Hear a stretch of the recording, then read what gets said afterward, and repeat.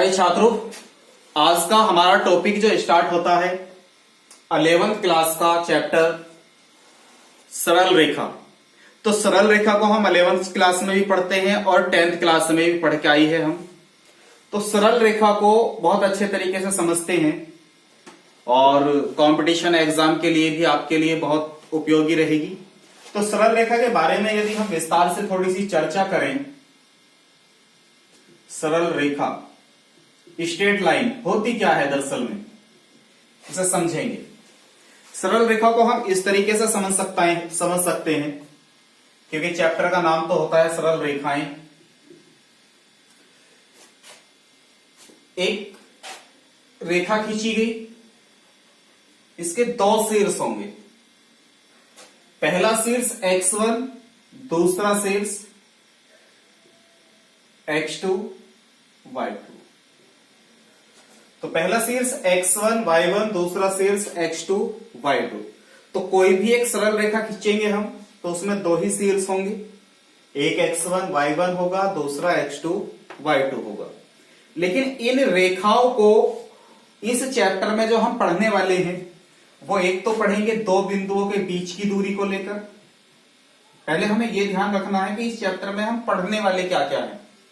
दो बिंदुओं के बीच की दूरी, क्योंकि एक बिंदु ये रहा, एक बिंदु ये रहा, ये बिंदु हुआ ए, ये बिंदु हुआ बी। या पढ़ेंगे दो बिंदुओं के मध्य बिंदु, मध्य बिंदु मतलब ये वाला बिंदु। या पढ़ेंगे इस रेखा की ढाल, ढाल को बोलते हैं हम प्रवणता, जिसे डिनोट करते हैं हम एम से। और एक टॉपिक हम इसमें पढ़ने वाले हैं कि यदि कोई रेखा इसे दो भागों में विभाजित कर देती है, एक भाग इधर बचा, एक भाग इधर बचा, तो इस बिंदु के निर्देशांक क्या होंगे। ये तो पढ़ेंगे हम मध्य बिंदु के निर्देशांक। एक पढ़ेंगे हम कि हमारे पास में एक सरल रेखा है और एक अन्य रेखा इसे दो भागों में विभाजित करती है, तो इस बिंदु के निर्देशांक क्या होंगे। एक टॉपिक पढ़ेंगे हम इसमें कि बाह्य बिंदु और अंत्य बिंदु के निर्देशांक क्या होंगे। अब बाह्य बिंदु अंत्य बिंदु कहां मिलेगा, हमें एक्स अक्ष में मिलेगा। निर्देशांक कोऑर्डिनेट ज्यामिति वाला जो है, जिसे हम एक्स एक्सिस बोलते हैं, यहां पे मिलेगा। तो टॉपिक स्टार्ट करते हैं। इसे समझने के लिए सबसे आसान तरीका यह होगा, आपको ध्यान से समझना है। सरल रेखा को समझाने के लिए जो हम सबसे पहला टॉपिक पढ़ेंगे, दो बिंदुओं के बीच की दूरी। मान के चलो एक बिंदु ये है और दूसरा बिंदु रखा गया है यहां पे, तो इस बिंदु से इस बिंदु के बीच की दूरी, मध्य दूरी क्या होगी। तो हमारे पास में ज्ञात करने के लिए x1 y1 और x2 y2 होना बहुत जरूरी है, तभी हम दो बिंदुओं के बीच की दूरी बता सकते हैं। एक बिंदु हमारे पास में a, दूसरा बिंदु हमारे पास में b, जिसमें b के निर्देशांक x1 y1, a के निर्देशांक x1 y1 और b के निर्देशांक x2 और y2 है। तो दो बिंदुओं के बीच की दूरी के लिए दो बिंदुओं के बीच की दूरी अप्लाई करेंगे हम formula root x2 minus x1 का whole square plus y2 minus y1 का होल स्क्वायर। इसके साथ में ये जरूरी नहीं है कि x2 माइनस x1 का whole square plus y2 minus y1 का होल स्क्वायर ही यूज किया जाए। इसके लिए हम अप्लाई ये भी कर सकते हैं कि रूट x1 माइनस x2 का whole square plus y1 minus y2 का होल स्क्वायर। ऐसा होता क्यों है, इस बात को समझने के लिए एक एग्जांपल देता हूं मैं आपको।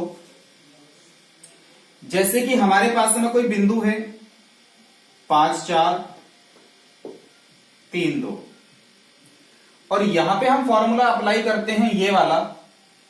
तो x2 माइनस x1 मतलब 3 minus 5 plus y2 minus y1 मतलब 2 माइनस 4। का होल स्क्वायर रूट। तो 3 में से 5 गया, माइनस के 2 बचा, और 2 में से 4 गया तो माइनस के 2 बचा, और 2 का स्क्वायर कितना होता है 4, और 2 का स्क्वायर 4। तो यहां ये देखो, अगर 2 माइनस का बचा था तो इस स्क्वायर की वजह से हमने उसे क्या लिखा, प्लस में लिखा। सेम उसी स्थिति में यदि हम फॉर्मूला अप्लाई करते x1 माइनस x2 यानी कि 5 माइनस 3, y1 माइनस y2 मतलब 4 माइनस 2, तो 5 में से 3 जाके 2 ही बचता, और 4 में से 2 जाके 2 ही बचता, तो ये दोनों प्लस में बचते, दोनों प्लस में। और यहां स्क्वायर करने पे भी ये काहे में हो जाते हैं, प्लस में हो जाते हैं। 2 का स्क्वायर 4, 2 का स्क्वायर 4, 4 और 4 कितना हो गया, रूट 8। 2 का स्क्वायर 4, 2 का स्क्वायर 4 कितना हो गया, रूट 8। बात समझ में आ गई?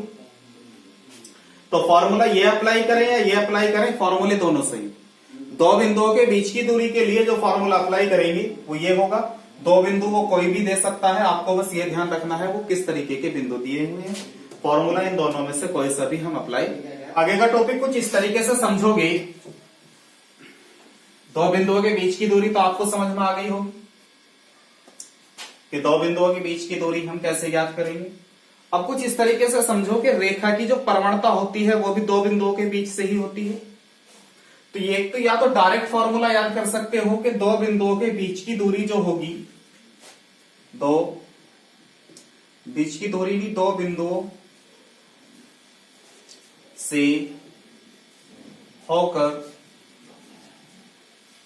जाने वाली रेखा की प्रवणता, और प्रवणता को बोलते हैं ढाल। प्रवणता को ही क्या बोलते हैं, ढाल बोलते हैं। तो दो बिंदुओं से होकर जाने वाली रेखा की प्रवणता, अब बिंदुओं से दो से होकर जाएगी, तब हमें उस रेखा की प्रवणता ज्ञात करनी। प्रवणता को क्या बोलते हैं, उस रेखा की ढाल कितनी है। इसे अभी दूसरे तरीके से भी समझने की कोशिश करेंगे, लेकिन प्रवणता को डिनोट करते हैं m से, और डायरेक्टली फॉर्मूला हो जाता है y2 माइनस y1 बटे x2 माइनस x1। अब ये y2 माइनस y1 बटे x2 minus x1 directly formula है, ये तो आप याद कर ही लोगे। लेकिन इस प्रवणता को ज्ञात कैसे किया गया है उसे थोड़ा सा डीपली तरीके से समझ लेते हैं। उसे समझने के लिए हमको एक बनाना पड़ेगा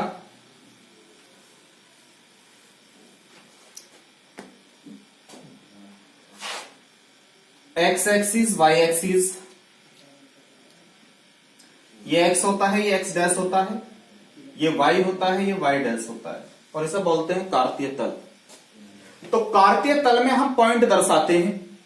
तो पॉइंटों को कुछ इस तरीके से लेंगे कि 1 2 3 4 5 6 7 8 9।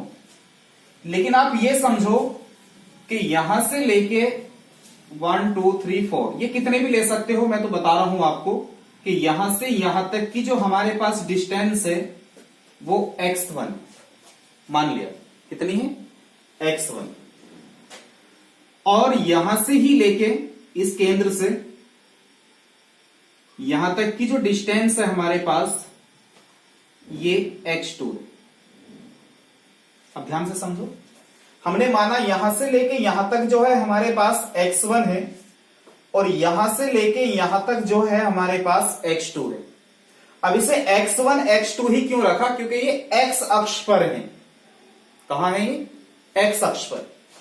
अगर हम इसे पॉइंट को आगे तक बढ़ाएंगे, ऐसे बढ़ाते चले जाओ, और कहीं दूसरा पॉइंट हम जो मानते हैं वो यहां मानते हैं, मान के चलो इस पॉइंट की बात करते हैं, तो आप कहोगे कि इस पॉइंट से लेके इस पॉइंट तक हमारा हो गया x3। कितना हो गया, x3। अब किसी और पॉइंट की बात करते हैं तो आगे को बढ़ता चला गया x4 x5 x6। तो मैं आपको ये मैटर मात्र 2 पॉइंट पे समझाने की कोशिश करता हूं, क्योंकि प्रवणता में केवल x1 y1 और x2 y2 की आवश्यकता है। तो एक पॉइंट हमने माना है यहां, जो कि यहां से लेके यहां तक x1 है, और एक पॉइंट लिया है हमने यहां पर, जो कि यहां से लेके यहां तक x2 वाला पॉइंट है।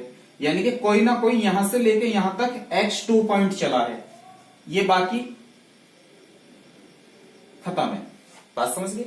कहने का मतलब कि यहां से लेके अगर यहां तक वो 5 इकाई चला है। अब इकाई क्यों बोल रहा हूं? क्योंकि जब हम एक्सिस की बात करते हैं तो इसमें दूरी नहीं होती सेंटीमीटर या मीटर में, मात्र इकाई में बात होती है कि पॉइंट चला 5 पॉइंट, 6 पॉइंट, 7 पॉइंट, 8 पॉइंट। जब दूरी निकालते हैं वो मीटर सेंटीमीटर में आती है, उसे भी ज्यादातर इकाई ही में ही लिखो, आंसर में ज्यादा बेस्ट रहेगा। तो ये पॉइंट है हमारा 1 2 3 4। तो मेन चीज तो ये है कि जब यहां से लेके यहां तक 4 पॉइंट चला है तो इसका मतलब ये x1 की वैल्यू 4 है, और यहां से लेके यहां तक 1 2 3 4 5 6 7 8 9 पॉइंट चला, तो x2 की वैल्यू कितनी है? 9 है। लेकिन इस विवाद पे नहीं जा रहे हम कि x की वैल्यू 4 है या x की वैल्यू 9 है। हम प्रवणता निकालने की कोशिश करेंगे कि हम इन पॉइंटों से प्रवणता कैसे निकालेंगे। तो हमने लिखा कि यहां से लेके यहां तक x1 और यहां से लेके यहां तक मान लिया हमने x2। ऐसे ही हम y पे जाने की कोशिश करते हैं कि हमारे पास में यहां कोई पॉइंट है यहां, और जो ये पॉइंट है वो y1 है। कितना है? y1। एक पॉइंट और ऊपर को ले लेते हैं हम। ये जो पॉइंट है हमारे पास, ये कोई ना कोई पॉइंट y2 है, तो y1 पॉइंट हो गया और y2 पॉइंट हो गया। करना क्या है? इनके पॉइंट लगाते हैं। देखो सबसे पहला निर्देशांक बनता है x1 और y1 का, क्योंकि निर्देशांक कोई भी लिखेंगे हम तो ये बात समझनी होगी कि निर्देशांक में सबसे पहले हम भुज को लिखते हैं और उसके बाद में हम कोटि को लिखते हैं।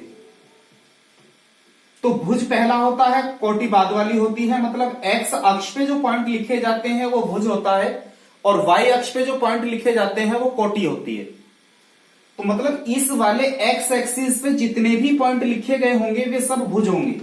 क्या होंगे? भुज। और y अक्ष पे जितने भी पॉइंट लिखे गए होंगे वे सब कोटि होंगे। तो सबसे पहला निर्देशांक जो बनेगा वो बनेगा x1 और y1। तो आप कोशिश करते हैं कि यहां से लेके यहां तक x1 है और यहां से लेके यहां तक y1 है। तो आप देखोगे कि ये वाला पॉइंट यहां से यहां तक मिलता है। मतलब हुआ कि ये वाला पॉइंट जो है वो यहां पर स्थित है, जो कि x1 और y1 है। बात समझ में आ रही है? अब दूसरे पॉइंट की बात करते हैं। यहां से लेके यहां तक हमारे पास x2 है और यहां से लेके यहां तक हमारे पास y2 है। तो मतलब जब इस पॉइंट को हम खोजेंगे कि ये पॉइंट कहां है, तो इसे हम पाएंगे ये वाला पॉइंट हमारा यहां पर है। मतलब इस पॉइंट का नाम है x2 और y2। बात क्लियर समझ में आ गई? तो पहला जो निर्देशांक बना हमारे पास वो x1 y1, दूसरा निर्देशांक x2 और y2। इन्हें दोनों को मिलाते हैं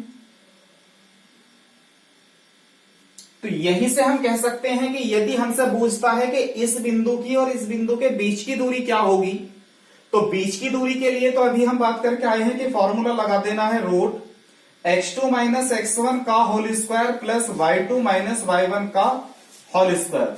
तो हमें यहां से पता चल जाएगा कि इस पॉइंट से इस पॉइंट के बीच की दूरी क्या है। अब यदि वो बात करता है कि इस पॉइंट से इस पॉइंट की प्रवणता क्या होगी, तो प्रवणता की अभी हम डायरेक्ट ही बात करके आए थे कि y2 माइनस y1 बटे x2 माइनस x1 जो होगा वो इस रेखा की प्रवणता होगी। इस रेखा की क्या होगी? प्रवणता। अब ये रेखा आगे तक भी जा सकती है और ये रेखा ऐसे भी जा सकती है, कोई रोक ठोक तो इसका है नहीं। एक सरल रेखा है, कहीं तक भी चली जाओ, लेकिन यह है कि एक सीधी रेखा खींची हुई है, बिल्कुल सीधी। अब बात करते हैं इसे दूसरे तरीके से कैसे निकालेंगे हम। तो आप यहां ये समझो कि इस लाइन को ऐसे मिला लेते हैं, इसे ऐसे मिलाते हैं, इसे यहां मिला लेते हैं ऐसे। प्रवणता जो होती है, ढाल जो होती है, ढाल ये क्या होती है इसे अभी समझने की कोशिश करते हैं। आप ये देखो कि यहां से लेके यहां तक की दूरी जो है हमारे पास वो x2 है और यहां से लेके यहां तक की दूरी हमारे पास x1 है। यदि हम यहां से लेके यहां तक की दूरी ज्ञात करने की कोशिश करेंगे तो हम कहेंगे कि यह दूरी होगी h2 माइनस x1। बात समझे?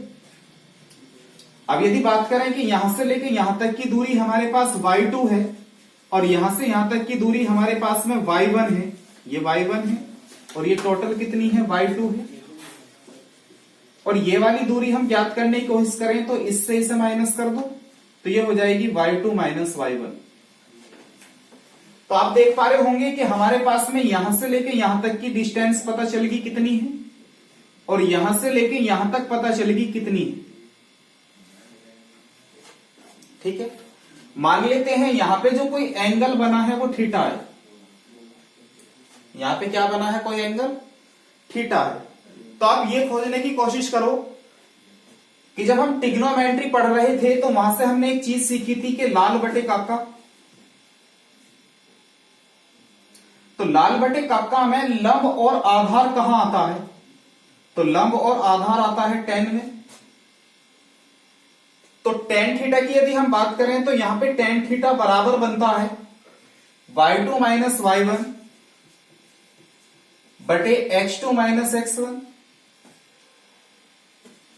तो यहां से यह स्पष्ट हो जाता है कि इस रेखा की जो ढाल है वो y2 माइनस y1 बटे x2 माइनस x1 है और ढाल क्या होती है, उस रेखा की प्रवणता होती है। तो हम कहेंगे कि यही ढाल होती है और यही प्रवणता होती है। ठीक है, प्रवणता को ही ढाल बोला जाता है। और ढाल कितनी है इस रेखा में, थीटा कोण बना रही है। तो जब हम इसका थीटा निकालेंगे तो tan थीटा लगा, tan थीटा बराबर y2 माइनस y1 बटे x2 माइनस x1 हुआ। तो रेखा की ढाल भी पता चलेगी हमें कि रेखा की जो ढाल होगी वो y2 माइनस y1 बटे x2 माइनस x1 ही होगी। आगे चलते हैं तो यह सीखा हमने कि रेखा की प्रवणता, रेखा की ढाल, या इसे दूसरे शब्दों में यह भी कह सकते हैं झुकाव, कि इस रेखा का झुकाव ज्ञात करो कितना है। तो झुकाव भी तो उस रेखा की ढाल ही होगी कि इस रेखा के बीच में कितना झुकाव आया है। तो झुकाव भी कह सकते हैं, प्रवणता भी कह सकते हैं, ढाल भी कह सकते हैं। तो रेखा की जो ढाल होती है वो क्या होती है, tan थीटा होती है और ढाल ही tan थीटा ही, प्रवणता ही क्या होता है, y2 माइनस y1 बटे x2 माइनस x1 होता है। तो इसमें से हम 2-3 चीज सीख जाते हैं। आगे बात करते हैं, ये तो हमें पता चल गया कि रेखा की प्रवणता ही रेखा की ढाल होती है और रेखा की ढाल को tan थीटा कहा जा सकता है। और tan थीटा निकालने के लिए हम लंब बटे आधार लगाएंगे। तो लंब है हमारे पास में y2 माइनस y1 और आधार है हमारे पास x2 माइनस x1। आगे ये कोशिश करो, यदि जैसे रेखा हमारे पास में दी हुई है, एक और रेखा सेम इसी कंडीशन में हम खींचते हैं। कैसे कि ऊपर को ही हम, जैसे रेखा है, 1 पॉइंट और बढ़ जाते हैं 2 पॉइंट। कितने पॉइंट बढ़े हम, 2 पॉइंट। यहां से यहां तक हम 2 पॉइंट बढ़े हैं और यहां से भी हम 2 पॉइंट और बढ़ जाते हैं। तो आप ये समझोगे कि जब हम 2 पॉइंट यहां से ऊपर चले हैं, 2 ही पॉइंट हम यहां से ऊपर चले हैं, तो यदि हम इसको ऐसे मिलाएंगे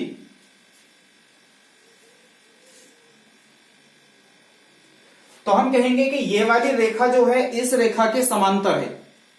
और जब ये रेखा इस रेखा के समांतर है तो समांतर में एक बात तो स्पष्ट हो जाएगी कि जो इस रेखा के बीच में एंगल बना होगा वही एंगल इस रेखा के बीच में बना होगा।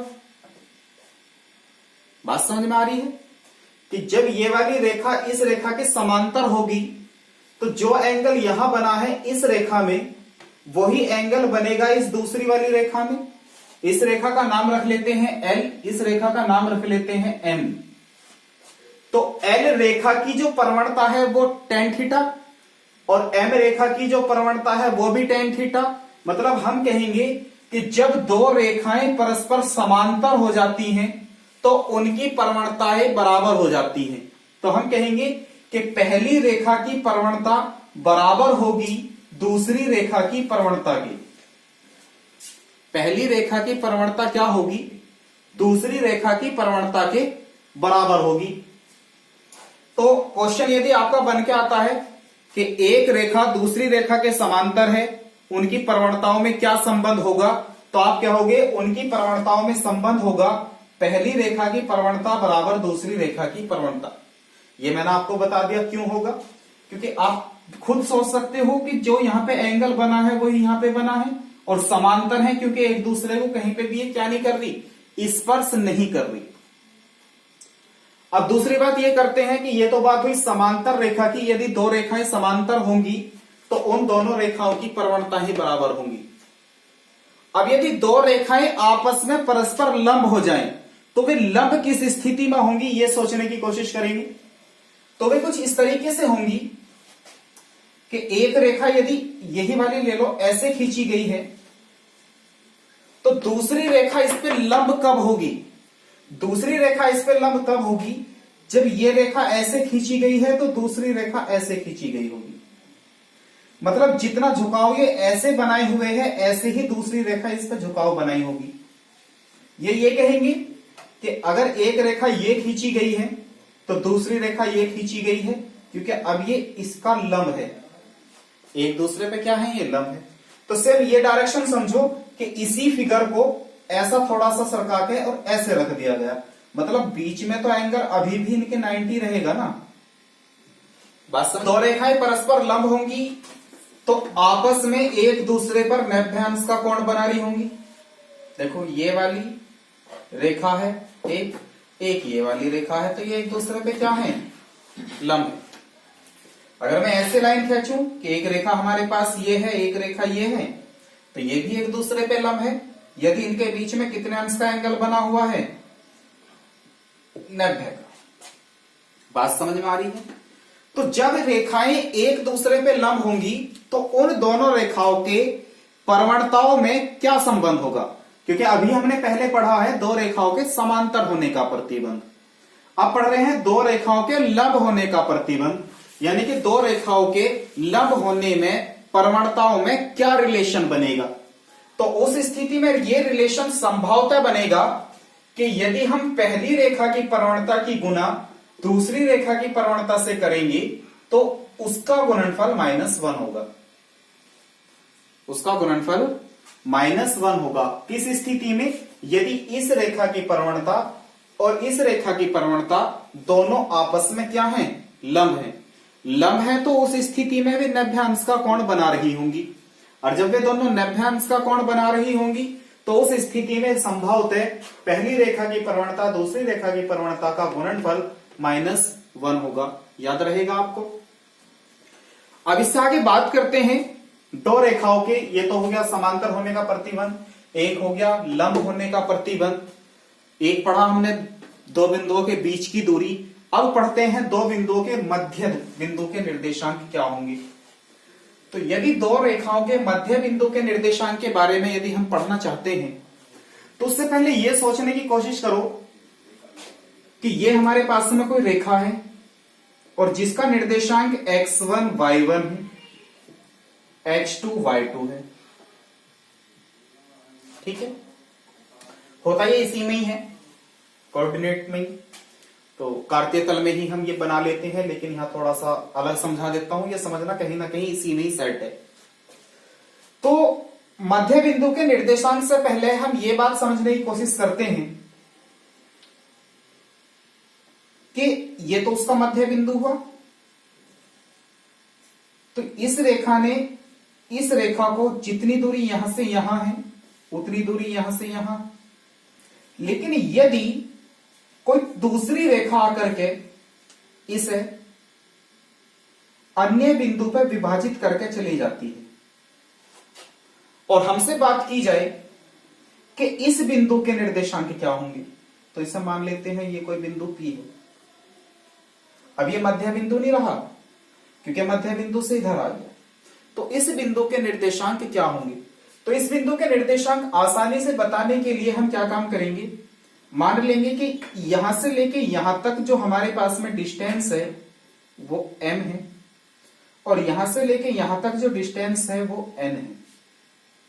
कैपिटल ले लेते हैं क्योंकि स्मॉल में हमने प्रवणता बताई है।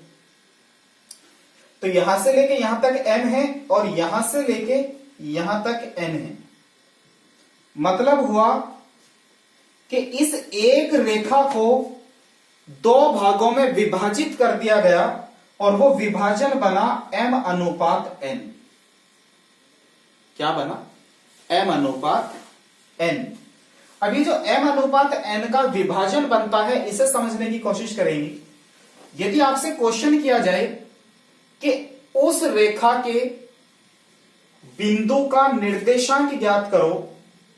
अब कोई रेखा है जो कि x1 y1 x2 y2 से होकर जाती है तथा उस रेखा पे कोई बिंदु है जो कि उस रेखा को m अनुपात n में विभाजित करता है, तो उस विभाजन बिंदु के निर्देशांक क्या होंगे? तो उस बिंदु के निर्देशांक आप आसानी से लिखोगे mx2 प्लस nx1 बटे m plus n my2 plus ny1 बटे m प्लस n। ये कौन से बिंदु के निर्देशांक हैं? इस बिंदु के निर्देशांक। अब बात आई कि आपने ये वाला बिंदु तो हमें बता दिया जब वो m अनुपात n में विभाजित था, लेकिन ये वाला बिंदु कहां गया? जो इसका बिल्कुल मध्य बिंदु था। तो मध्य बिंदु का मतलब हुआ कि जितनी डिस्टेंस यहां से यहां है उतनी डिस्टेंस यहां से यहां है। मतलब यह आया कि m जो है इस स्थिति में n के इक्वल है। किस स्थिति में? जब मध्य बिंदु के निर्देशांक की बात चल रही है कि जितनी डिस्टेंस m की उतनी डिस्टेंस n की। तो अनुपात बना m अनुपात n जो बना, तो जब ये दोनों बराबर हैं तो हम कहेंगे कि m अनुपात m में विभाजित हुआ, यानी कि समान अनुपात में विभाजित हुआ। अब जब समान अनुपात में विभाजित हुआ, अब कहेंगे या तो टोटल n m है या टोटल m n है, क्योंकि m बराबर क्या हो गया? n हो गया। या तो m की वैल्यू n है या n की वैल्यू m है, दोनों स्थिति में इक्वल है। तो मध्य बिंदु के निर्देशांक बताने के लिए मध्य बिंदु टोटल n की जगह m रख देते हैं। n के स्थान पे m आ गया बटे m plus m y2 plus m y1 बटे m प्लस m। अब आप देखोगे ऊपर से हमारे पास कॉमन आया यहां से m, क्या बचा? x2 प्लस x1 बटे 1 और 1 2m। यहां से ऊपर से कॉमन आया m, तो हमारे पास बचा y2 प्लस y1 बटे 2m। m से m कैंसिल, m से m कैंसिल, हमारे पास फाइनली रह गया x1 प्लस x2 बटे 2, y1 प्लस y2 बटे 2। तो हम कहेंगे यदि हमारे पास में कोई रेखा दी हुई है और हमसे उसके शीर्ष के निर्देशांक ज्ञात है और वो उसका मध्य बिंदु के निर्देशांक पूछता है, तो डायरेक्टली फॉर्मूला यूज करेंगे x1 प्लस x2 बटे 2, y1 प्लस y2 बटे 2। बात समझ में आ गई? यहां तक क्लियर? ये बता दिया जाता है यदि हमारे पास में कोई रेखा है और उस रेखा के शीर्ष के निर्देशांक x1 y1 और x2 y2 हैं और उसका मध्य बिंदु हमसे ज्ञात करवाता है, तो मध्य बिंदु ज्ञात करने के लिए डायरेक्टली हम फॉर्मूला यूज करेंगे x1 प्लस x2 बटे 2 और y1 प्लस y2 बटे 2। मतलब ये वाला जो बिंदु होगा वो ये बिंदु होगा, x1 y1 x2 y2 हमें वो देगा ही। बात समझ में आ गई इतनी?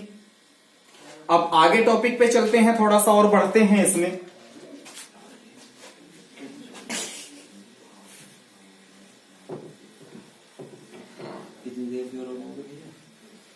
तो क्या पढ़ते हैं इसमें? ध्यान दो। इसमें पढ़ते हैं कि ये तो बात हो गई कि इसमें प्रवणता क्या होगी पहली रेखा में, दूसरी रेखा में प्रवणता क्या होगी। दो रेखाएं समांतर होगी तो दोनों रेखाएं समांतर होने का प्रतिबंध होगा कि पहली रेखा की प्रवणता दूसरी रेखा की प्रवणता के बराबर है, और दो रेखाओं के लंब होने का प्रतिबंध होगा कि पहली रेखा और दूसरी रेखा की प्रवणता का गुणनफल -1 है।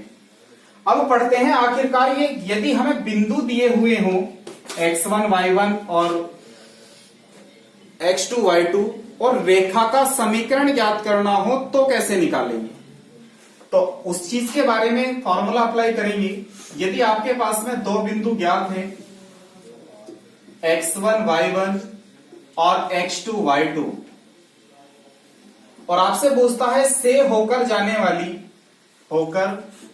जाने वाली रेखा का समीकरण ज्ञात करो, रेखा का समीकरण ज्ञात करो, तो आप आसानी से फॉर्मूला अप्लाई कर दोगे कि y माइनस y1 बराबर होगा y2 माइनस y1 बटे x2 माइनस x1 और x माइनस के x1। हमें यह पता चल जाएगा कि ये कौन सी रेखा होके जा रही है। x1 y1 x2 y2 का तो मान हमें दे ही रहा है, जैसे कि यहां पे मिला है। इस वाले बिंदु का निर्देशांक जो था x1 y1, इस बिंदु का निर्देशांक x2 y2। तो यदि ये रेखा ज्ञात करनी थी तो ये रेखा कौन सी है? वो रेखा ये है। और बिंदु देगा, वैल्यू आप पुट करोगे x1 y1 x2 y2 की, और जो भी उसे हल करके आएगा वही क्या होगा? उस रेखा का समीकरण होगा। अब यदि आपसे क्वेश्चन वो इस तरीके से कर दे कि कोई रेखा के बिंदु x1 y1 से होकर जाती है और x अक्ष की धन दिशा या y अक्ष की धन दिशा या x अक्ष की ऋण दिशा, कुछ भी लिख सकता है। x अक्ष की धन दिशा में कोई भी कोण, मान के चलो थीटा बनाती है, तो रेखा का समीकरण क्या होगा उस स्थिति में? तो उस स्थिति में रेखा का समीकरण होगा। अब आप ये समझने की कोशिश करो कि अभी थोड़ी देर पहले हमने बताया था कि किसी भी रेखा की प्रवणता उस रेखा की ढाल के बराबर होती है, और जो रेखा की ढाल होती है वो tan थीटा होती है, और थीटा हमारे पास में दिया हुआ है। तो इसका मतलब हुआ कि बस यहां से प्रवणता को हम लिख देंगे tan थीटा। तो रेखा का समीकरण बन जाएगा y माइनस y1 बराबर tan थीटा और x माइनस के x1। बात समझ में आ गई? तो y माइनस y1 बराबर tan थीटा x माइनस के x1 डायरेक्टली फॉर्मूला अप्लाई करेंगे, क्योंकि अब की बार हमें उसने थीटा दिया हुआ है। अब यदि आपका क्वेश्चन इस तरीके से बन के आता है एग्जाम में कि कोई रेखा बिंदु x1 y1 से होकर जाती है और उस रेखा की प्रवणता, अब प्रवणता हमें दी हुई है, तो सिंपल सी बात है m का मान दिया हुआ है, तो x माइनस x1 इधर हो जाएगा, y माइनस y1 इधर। तो जिन बिंदु से वो रेखा होके जा रही है उनकी वैल्यू रखेंगे और प्रवणता हमें दी हुई है, तो फॉर्मूला अप्लाई कर देंगे हम y माइनस y1 बराबर mx माइनस के x1। ये भी बात समझ में आ गई आपके? अब एक तरीके से ऐसे समझते हैं रेखा के समीकरण को ही, यदि एक तरीका ये भी होगा रेखा का समीकरण ज्ञात करने के लिए, इसे भी साफ कर देते हैं कि ये हमारे पास y अक्ष है, ये x अक्ष है, ये कोई रेखा होके गई है। अब ये जो रेखा होके गई है तो ये y अक्ष को प्रतिच्छेद करके जा रही, मतलब y अक्ष को प्रतिच्छेद करके जा रही, तो हम मान लेते हैं कि इसके निर्देशांक हुए 0 और c, कि यहां से लेके यहां तक जो है वो c इकाई है।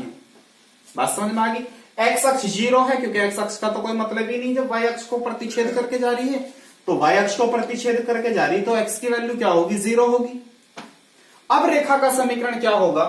तो आप ऐसा समझो कि रेखा का समीकरण में ये वाली जो रेखा है, मान के चलो यहां पे जो प्रवणता बनी है वो m है, जो प्रवणता बनी है वो क्या बनी है? m। और रेखा का समीकरण होता है y माइनस के y1 बराबर m x माइनस के x1। लेकिन रेखा y अक्ष को प्रतिच्छेद करके जा रही थी। अब रेखा y अक्ष को प्रतिच्छेद करके जा रही थी, तो रेखा के जो निर्देशांक हैं इन्हें हम बोलते हैं दो बिंदु जो y अक्ष को प्रतिच्छेद करके जा रही, अंतःखंड करके जा रही।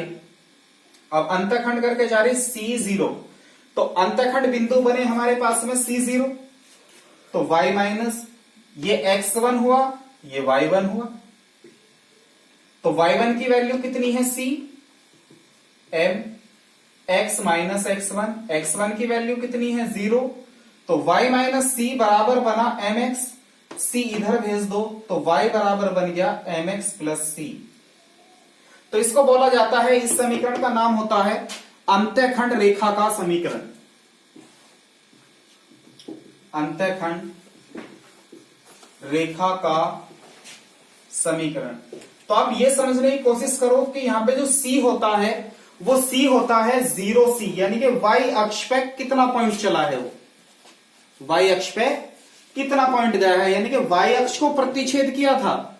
अब y अक्ष को प्रतिच्छेद किया था तो y अक्ष को प्रतिच्छेद किया तो y तो होगा, लेकिन x की वैल्यू कितनी हो जाएगी, उस स्थिति में 0 हो जाएगी।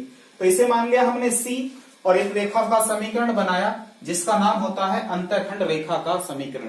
तो आगे निकलने की कोशिश करते हैं, ये सीखते हैं यदि कोई रेखा, अब रेखा जो है हमारे पास में, मान लो कोई रेखा है ax प्लस by प्लस के c बराबर 0, ठीक है। कोई रेखा है ax plus by plus c बराबर 0, और ये कहीं भी हो सकती है, वो यहां पे भी हो सकती है, वो ऐसे भी जा सकती है, ऐसे भी जा सकती है, किसी भी तरीके से जा सकती है। तो ये मान लिया हमने रेखा है कोई ax plus by plus c बराबर 0, इस रेखा का नाम है ax plus by plus c, और इस रेखा पर कोई लंब गिरता है किसी भी बिंदु से। अब वो किसी भी बिंदु से गिर रहा तो वो बिंदु कहीं भी हो सकता है, यहां भी हो सकता है, वो बिंदु यहां भी हो सकता है, वो बिंदु यहां भी हो सकता है, मतलब इस पर लंब डाला जा रहा है। तो जिस बिंदु से इस रेखा पर लंब डाला जा रहा होगा उसके बारे में बात करेंगे। तो क्वेश्चन किस टाइप से होगा, पहले मैं आपको यह बता दूं कि बिंदु x1 y1 से रेखा ax plus by plus c बराबर 0 पर डाले गए लंब की माप। अभी मैंने बताया था कि किस तरीके से लंब गिर सकता है, किसी भी स्थिति से गिर सकता है।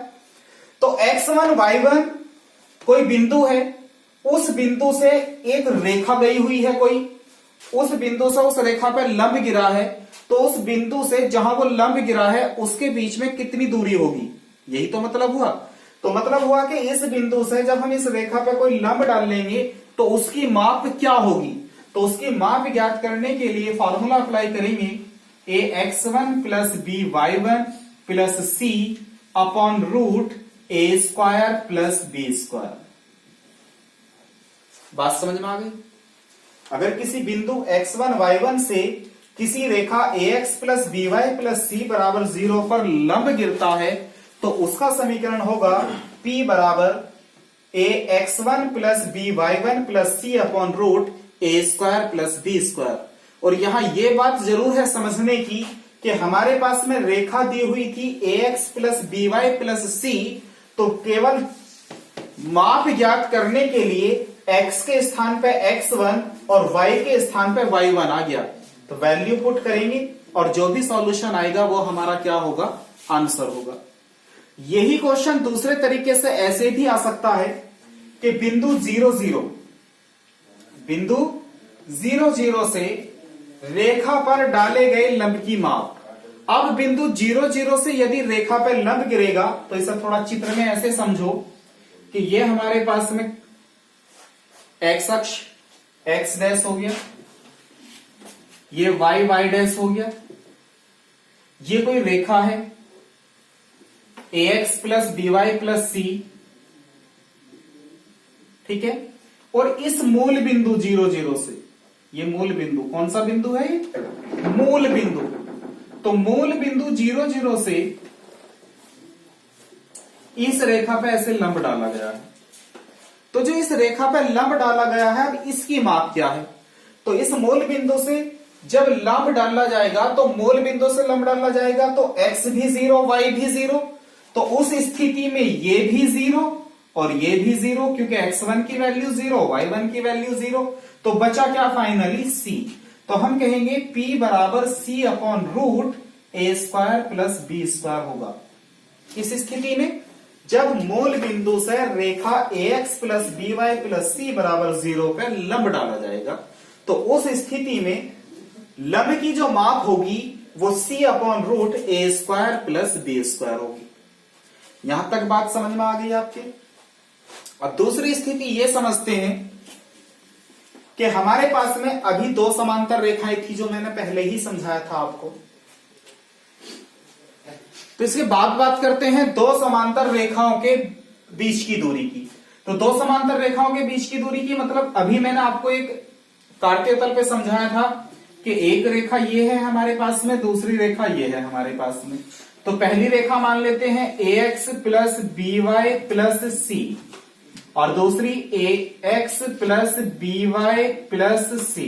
क्योंकि समांतर रेखाएं हैं तो ax प्लस by दिशाएं तो दोनों सेम रहेंगी। तो चेंज हुआ c1 और c2। तो दो रेखाओं के बीच की दूरी ज्ञात, दो समांतर रेखाओं के बीच की दूरी ज्ञात करने के लिए दो समांतर रेखाओं, सही है, समांतर रेखाओं के बीच की दूरी। तो जब हम दो समांतर रेखाओं के बीच की दूरी ज्ञात करेंगे तो हम फॉर्मूला अप्लाई करेंगे c1 minus c2 upon root a square plus b square. इसके ऊपर भी एक क्वेश्चन बन के आता है एग्जाम में कि एक रेखा दे देता है ax plus by plus c1, दूसरी रेखा ax plus b2 plus c2 और इन दोनों रेखाओं के बीच में कितनी दूरी है वो जब हमें ज्ञात करनी होती है तो उसे ज्ञात करने के लिए हम फॉर्मूला अप्लाई करेंगे c1 minus c2 upon root a square plus b square. तो ये तो था इस चैप्टर का थोड़ा सा बेस। अब करेंगे हम इसकी एक्सरसाइज स्टार्ट। तो ये तो आपको इतना मैटर समझ में आ गया होगा। अब मिलते हैं हम आपसे नेक्स्ट वीडियो के साथ। इसी की और जो बातें रह गई हैं वो नेक्स्ट वीडियो में क्लियर करेंगे।